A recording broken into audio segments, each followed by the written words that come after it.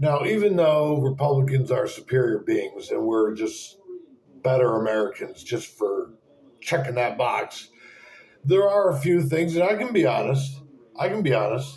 There are a few things that I don't like about Republicans. I don't like that most of them are old because I hate old people. I don't like most of them are washed up and had their day back 40 years ago and still think it's 1978 and they're running a bar in the South End, or they're an NCAA champion from the 60s, or some sort of bizarre hootenanny. But the one thing that I don't like, one thing that drives me crazy, is false ignorance. This is what I mean by that. I'll tell you what I mean by that. Say, you're in a conversation with somebody. They want to prove themselves. They say, well, if Jack LaLanne can sell them blenders till he was 92, then I can sell this or this. I can do this till I'm 92. Did you catch it? Did you catch it? Jack LaLanne didn't sell blenders. He sold juicers. Everybody in America knows that Jack LaLanne sold the Jack LaLanne power juicer for over 25 fucking years. You're a teacher in school, high school teacher. Kids skip school to go to a church trip in the summer to Six Flags. Next day, you get called to the principal's office. The teacher's there. He starts bitching at you about being truancy.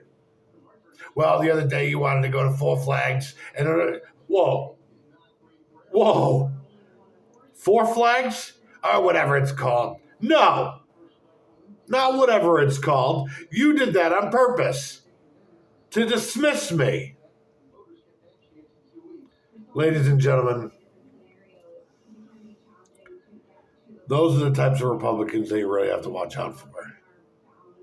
Ones that don't know their time is come and gone, and ones that do little things like that to dismiss you. And I'm not talking they're fucking with you, like joking around with you or trying to piss you off on purpose to get under your skin. I mean, they legitimately are trying to dismiss you to elevate themselves. I worked on a political campaign. I worked on Bob Backlund's political campaign in 2000. And all he did, all his cronies did, all the Republicans that I met on the campaign trail, that's all they did because I was a little 18-year-old punk kid with blonde hair and earrings and tattoos. And all they did was undermine me left and right, every chance they could. And now half of them are dead or in the gutter somewhere or doing parlor tricks, trained monkey, trained seal parlor tricks to make people still think that they have it. And they don't have it. I'm not even convinced that they ever had it to begin with. So the new Republican is called a punk rock Republican. And a punk rock Republican is a Republican under the age of 45 that supports Donald Trump, that rejects the old Rhino Republican way of doing things, rejects a lot of the religious false humility, that rejects a lot of the black and whiteness of the old Republican Party, that more or less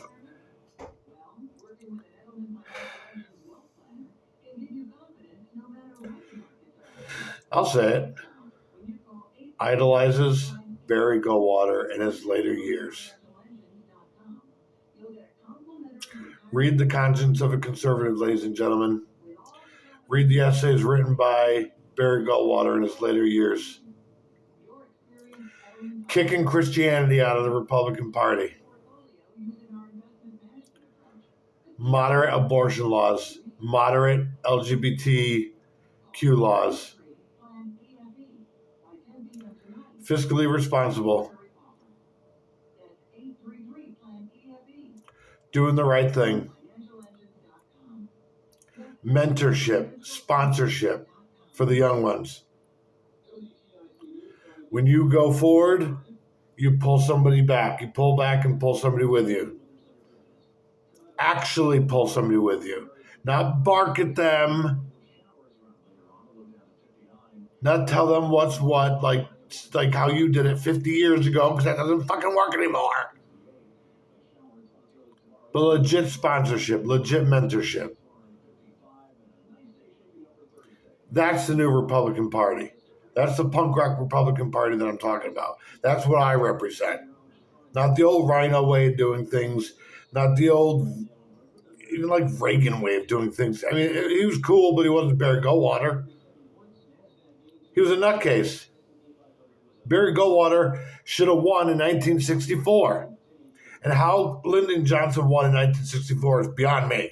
How you go from Jack Kennedy to Lyndon Johnson and then putting Barry Goldwater on the street is beyond me. And if you do your research, that's going to make a lot of sense.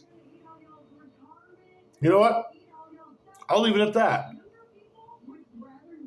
I'll leave it at that. I want you to discover for yourself what Lyndon Johnson and that era of Democrats did to black people.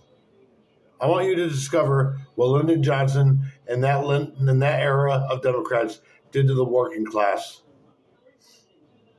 And then Carter and Reagan and the Bushes and the Clintons and the Obamas. They're on the same team. They're the same breed of cat. Barry Goldwater wasn't, and neither was Donald Trump. I take my political cues from Barry Goldwater and Donald Trump. Because I'm a punk rock Republican, and they believe what I believe and what I have believed since I'm 11 years old. I became a Republican when I was 11 years old because I rejected union Democrats, rejected inner city union Democrats. I rejected trust fund babies that have never had to do anything in their life except cash checks and accept direct deposits and hang out in New York and Brooklyn and West Hollywood and mow their parents' lawn twice a month so they can get a brand new Suburban or a down payment for a house.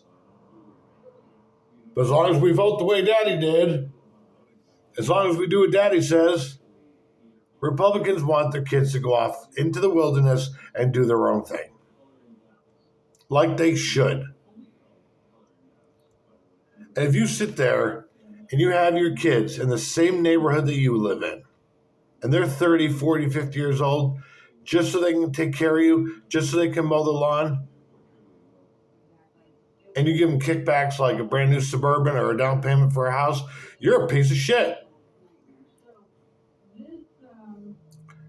What are they ever going to become? Not individuals. Family is supposed to be interdependent to a degree and to a point. And then you send them off on their own, and then they become interdependent families. It's an interdependent, independent lifestyle. It trades off. Look these words up. Look these people up. Look up the word interdependence.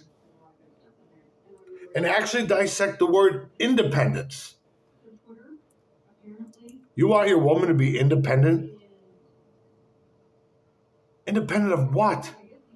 She's your wife. She's the mother of your kids.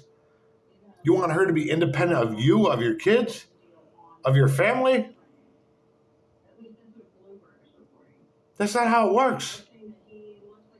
A family unit is interdependent. When you're young, you're independent because you're looking for interdependence. You're not supposed to remain independent your whole life. And that's the type of crap that Johnson and the Democrats gave to you in 1964. And Barry Goldwater was saying the exact opposite. Lyndon Johnson and the Democrats crushed the black community. He took the fathers out. He made the mothers independent. He put them on welfare, dependent on the system. He destroyed. The unions became out of control. The old money started disappearing. I don't know. We need old money in this country, but we need the young people to be productive with it. Start businesses, accentuate and prolong the wealth. Keep it going. Not it just stops at people that were born in the 70s and 80s or 90s or 2000s and they just spend it all. That's not how it's supposed to be. But they're not being taught how to hunt. They're just being handed fish.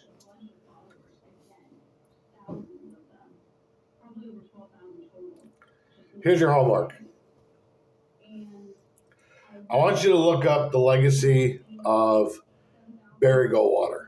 I want you to look up the legacy of Lyndon B. Johnson. And I want you to look up the contrast between interdependent and independence.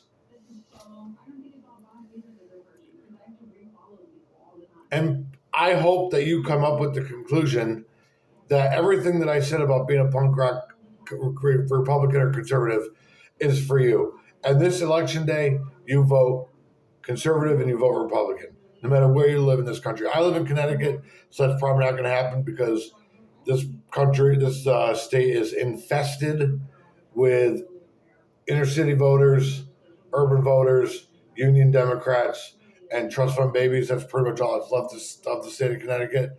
So that's what we're going to keep getting is just these bullshit Democrat politicians that just cash and carry the whole damn system. So I'll leave it at that. You have yourself a good night.